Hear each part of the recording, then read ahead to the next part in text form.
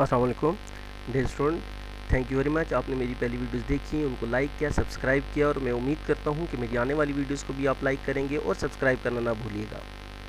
आज हम डिस्कस करेंगे depreciation, depletion, amortization and devaluation. Depreciation, depletion और हेमाटाइजेशन हम फर्स्ट डिस्कस करेंगे। इन तीनों को हम पहले डिस्कस करेंगे और उसके बाद हम लास्ट में हम डिस्कस करेंगे डिवैल्यूएशन। और इन तीनों के अलावा इसमें क्या डिफरेंस है ये भी मैं आपको बताऊंगा। जैसे मैं आपको बताऊंगा कि डेप्रिसिएशन, डिप्लीशन, हेमाटाइजेशन में क्या डिफरेंस है। लास्ट में आपको मैं बताऊंगा कि डिवैल्यूएशन और आपका हेमाटाइजेशन, डिप्लीशन और डेप्रिसिएशन में क्या डिफरेंस है। इसीलिए मैंने कहा कि फर्स्ट हम इन तीनों को डिस्कस करेंगे और लास्ट में हम डिवैल्यूएशन को डिस्कस करेंगे। तो आइए सबसे पहले हम देखते हैं डेप्रिसिएशन, डिप्लीशन और हेमाटाइजेशन को। तो फर्स्ट हम अगर डिस्कस करें तो हम देखते हैं all assets with an estimated useful life eventually and up being exhausted. जितने भी आपके एसेट्स होते हैं, जितनी भी टाइप के एसेट्स होते हैं, वो आपके फिक्स्ड एसेट्स हों, आपके इंटेंजिबल एसेट्स हों या और किसी किस्म के एसेट्स हों, उनकी एक यूजफुल लाइफ होती है, एस्टिमेटेड यूजफुल लाइफ होती है और उसके बाद वो एसेट्स ख़त्म हो जाते हैं, एक्सपायर हो जाते हैं, उनका एंड हो जाता है। Different type of assets such as आपके डिफरेंट टाइप्स ऑफ एसिड्स हैं, जिसमें आपके फिक्स्ड एसिड्स हैं, इंटेंजिबल एसिड्स हैं, मिनरल्स हैं। Assets are systematically reduce within their useful life. ये तमाम एसिड्स एक यूजफुल लाइफ के बाद ख़त्म हो जाते हैं, रिड्यूस्ड हो जाते हैं, इनकी वैल्यू डिक्रीज़ होती है, इनकी वैल्यू में कमी वाक़या हो जाती है, इनकी वैल्यू में कमी आती है। Difference between depreciation, depletion and amortization depends on their types of assets. Depletion हो, डेप्रिसिएशन हो या हेमाटाइजेशन हो, ये डिपेंड्स करता है उनके एसिड्स की टाइप पर। कैसे डिपेंड करता है इसको हम आगे जाके डिस्कस करते हैं। Depreciation, depletion and amortization are three primary ways to apply such reduction in assets. जो रिडक्शंस इन एसिड्स होती है वो इन तीनों एसिड्स में होती है। ये क्योंकि तीनों एसिड्स हैं, इनमें रिडक्शन होती हैं और हम इनको डिफरेंट नेम देते हैं। कैसे कैसे हम इनको नेम देते हैं, जैसे कि डेप्रिसिएशन है, हम कहते हैं decrease in the value of fixed acids. जब फिक्स्ड एसिड्स की वैल्यू में डिक्रीज आता है तो उसको हम डेप्रिसिएशन कहेंगे। हेमाटाइजेशन कब कहेंगे, जब हम कहेंगे इंटेंजिबल एसिड्स। जब इंटेंजिबल एसिड्स की वैल्यू में डिक्रीज आएगा हम उसको हेमाटाइजेशन कहेंगे, और जब आपका नेचुरल रिसोर्सेज में डिक्रीज आएगा तो हम उसको डिप्लीशन का नेम देते हैं। जैसे कि इस चार्ट में गिवन है method of reduction, types of acids and examples.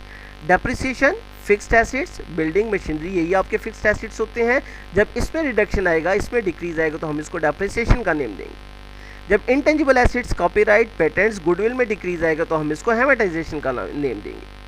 और मिनरल्स एसिड्स जो आपके माइंस हैं, आपके ऑयल फील्ड्स हैं, इसमें जब डिक्रीज आता है तो आप इसको किस चीज़ का नेम देंगे, इसको आप डिप्लीशन का नेम देते हैं। तो देखिए आपका तीनों रिडक्शन है, लेकिन हमने कहा कि टाइप्स ऑफ एसिड्स पे डिपेंड करता है कि हम उनको क्या नेम देंगे, उसके रिडक्शन को क्या नेम देंगे। तो आपकी जब फिक्स्ड एसिड्स में रिडक्शन आएगा या डिक्रीज आएगा तो डेप्रिसिएशन, इंटेंजिबल एसिड्स में जब डिक्रीज आएगा तो हेमाटाइजेशन, एंड नेचुरल रिसोर्सेज में या मिनरल्स में, एसिड्स में आप डिक्रीज आएगा तो आप उसको किस चीज़ का नेम देंगे, डिप्लीशन का नाम देंगे। इस तरह आप वन बाय वन डिस्कस करते हैं। तो फर्स्ट हम देखते हैं डेप्रिसिएशन।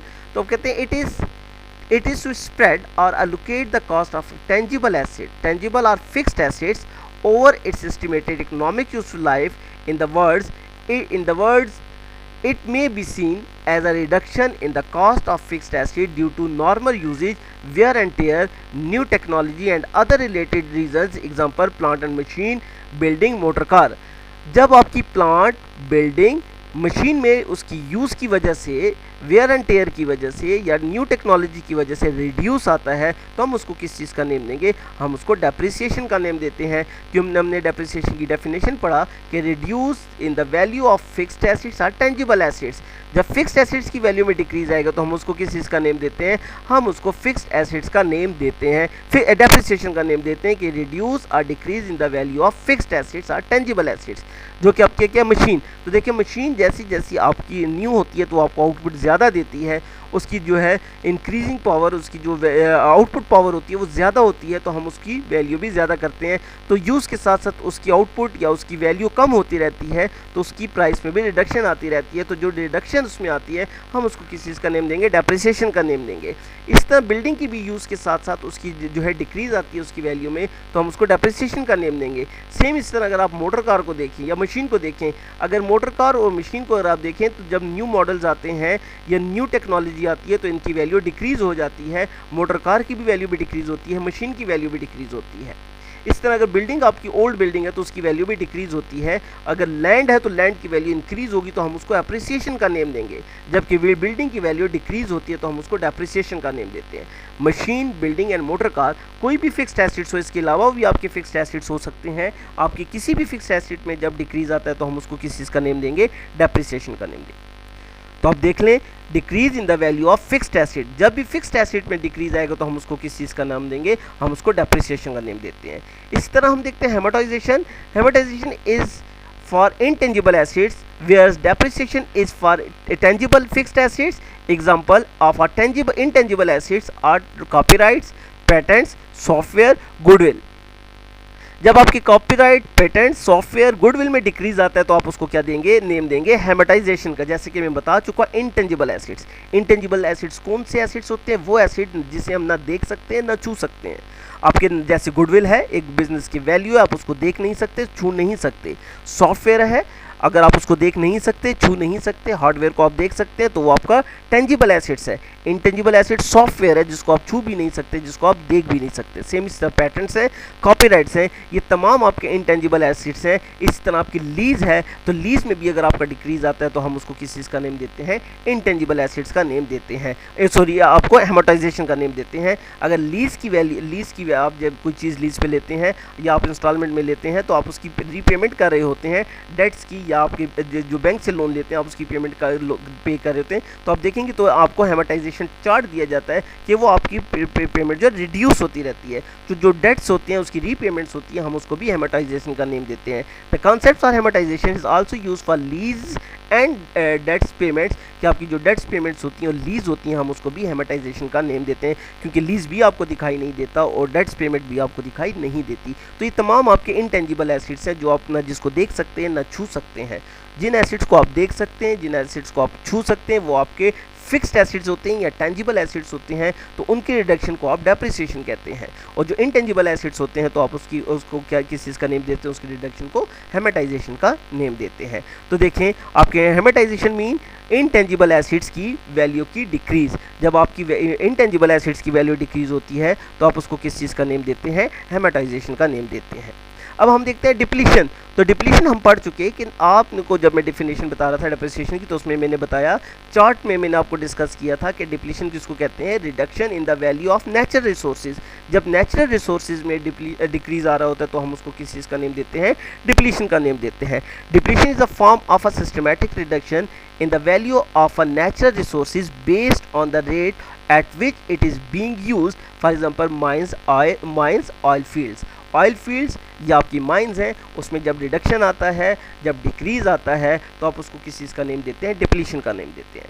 तो decrease in the value of natural resources, तो आप उसको किस चीज़ का नेम देंगे, डिप्लीशन का नेम देंगे। तो देखिए, आपने यहाँ तक ये समझ चुके होंगे कि हम चार्ट में भी आके दोबारा देख लेते हैं कि depreciation decrease in the value of fixed assets, amortization decrease in the value of intangible assets, and depletion आप कहते हैं decrease in the value of natural resources.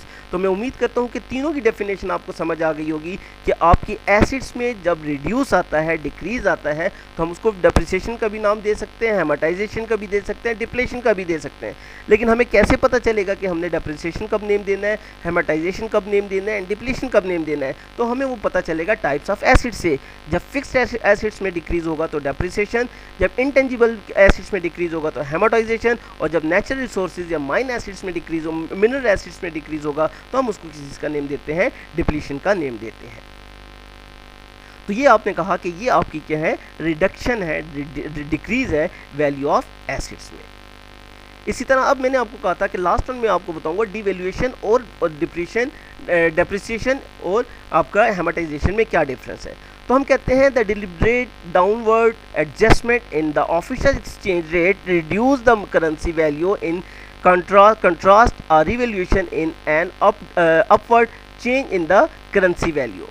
Devaluation कहते हैं decrease in the value of currency. जब किसी भी country की currency decrease होती है तो आप उसको डिवैल्यूएशन का नेम देते हैं। अगर आपकी करेंसी इंक्रीज होती है तो आप उसको रिवैल्यूएशन का नेम देते हैं। आप डिवैल्यूएशन किस चीज़ को कहेंगे, डिवैल्यूएशन डिक्रीज होना। आप किसी भी करेंसी की वैल्यू का डिक्रीज होना डिवैल्यूएशन है। हमने कहा कि ऐसे जब हमने कहा कि डेप्रिसिएशन, एमोर्टाइजेशन, डिप्लीशन और डिवैल्यूएशन में क्या फ़र्क है, वहाँ पर आप बात कर रहे थे एसिड्स की, कि एसिड्स की वैल्यू में रिडक्शन आएगा तो हम उसको डेप्रिसिएशन का नेम भी दे सकते हैं, डिप्लीशन का नेम भी दे सकते हैं, एमोर्टाइजेशन का नेम भी दे सकते हैं, क्योंकि ये तमाम डिक्रीज ऑफ एसिड्स हैं। फिर हमें टाइप्स ऑफ एसिड्स में जाके पता चलता है कि अगर हम फिक्स एसिड्स की डिक्रीज़ करते हैं तो डेप्रिसिएशन, इंटेंजिबल एसिड्स की डिक्रीज़ करते हैं तो आपका हेमाटाइजेशन, और नेचुरल रिसोर्सेज में डिक्रीज़ होता है तो डिप्रेशन। लेकिन डिवैल्यूएशन इनसे क्यों चेंज है कि ये आपकी करेंसी को बता रहा है कि आपकी करेंसी की वैल्यू अगर डिक्रीज़ होती है तो आप उसको डिवैल्यूएशन का नेम देते हैं। डिवैल्यूएशन सिर्फ आप करेंसी के लिए यूज़ करते हैं कि किसी भी कंट्री की जब करेंसी की वैल्यू डिक्रीज़ हो रही होती है तो आप उसको डिवैल्यूएशन का नेम देते हैं, और अगर इंक्रीज़ होती है तो आप उसको किस चीज़ का नेम देंगे, रिवैल्यूएशन का नेम देते हैं। तो आपकी आप मैं उम्मीद करता हूँ आपको ये समझ आ गया होगा कि डेप्रिसिएशन, हेमाटाइजेशन, डिप्लीशन में क्या डिफरेंस है, और डिवैल्यूएशन मैंने क्यों लास्ट में आपको बताया कि ये फोर्थ वन में आपको सेपरेटली बताऊंगा, क्योंकि हमने बताया था कि इसमें फिक्स्ड एसिड्स का या किसी भी एसिड्स का जिक्र नहीं आ रहा। एसिड्स कोई भी एसिड्स हो, टाइप ऑफ एसिड्स में हम जाके देखें तो हम उसको डेप्रिसिएशन, हेमाटाइजेशन या डिप्लीशन कहेंगे। सिर्फ करेंसी की वैल्यू जब चेंज होती है तो हम उसको किस चीज़ का नेम देते हैं, डिवैल्यूएशन का नेम देते हैं। तो devaluation mean the decrease in the value of currency. तो किसी भी करेंसी की वैल्यू में जो डिक्रीज आता है हम उसको किस चीज़ का नेम देते हैं, हम उसको डिवैल्यूएशन का नेम देते हैं, और इंक्रीज होगा तो हम उनको रिवैल्यूएशन का नेम देंगे। इसी तरह एसिड्स की वैल्यू डिक्रीज होती है तो डेप्रिसिएशन, हेमाटाइजेशन, डिप्लीशन, और इंक्रीज होती है तो हम उसको किस चीज़ का नेम देंगे, एप्रिसिएशन का नेम देते हैं कि वैल्यू एसिड्स की इंक्रीज हो रही है। और वो सिर्फ लैंड की वैल्यू में इंक्रीज आता है, लैंड की वैल्यू में भी डिक्रीज आ जाता है नेचुरल डिजास्टर की वजह से, या कोई भी रीज़न हो सकता है। अगर लैंड की वैल्यू भी डिक्रीज हो रही है तो उसको भी हम डेप्रिसिएशन का नेम देंगे, और अगर इंक्रीज हो रही है तो हम उसको एप्रिसिएशन का नेम देंगे। तो मैं उम्मीद करता हूँ कि आज का लेक्चर आपको समझ आ गया होगा। कोई क्वेश्चन, कोई क्वेरी हो, आप क्वेश्चन मुझसे कर सकते हैं। मेरी वीडियो देखने का बहुत बहुत शुक्रिया, और मेरी वीडियो को लाइक कीजिएगा, सब्सक्राइब कीजिएगा और ज़्यादा से ज़्यादा शेयर कीजिएगा। Thank you very much.